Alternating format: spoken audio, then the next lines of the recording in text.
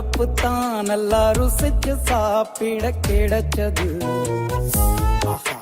அத நினைச்சுத்தான் மனோ உலகம் முழுவதும் பருக்குது.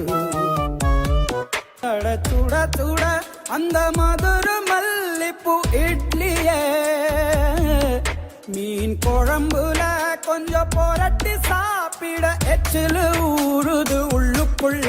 இந்த போறப்பு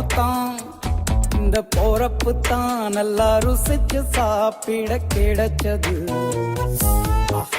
அத நினைச்சுத்தான் மனோ உலகம் முழுவதும் பருக்குது.